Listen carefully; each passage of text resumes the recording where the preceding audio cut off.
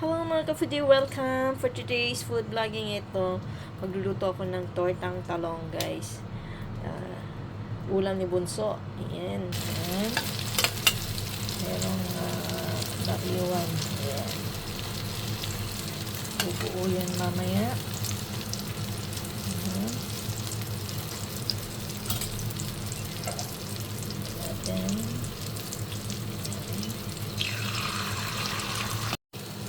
Ito, malapit na maluto. Pwede nang kainin. May ulam na si Bunso. Yan. Hello guys! For today's food vlogging, ito, magluluto tayo ng tempura.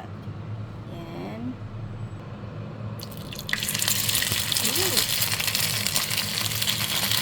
Yan.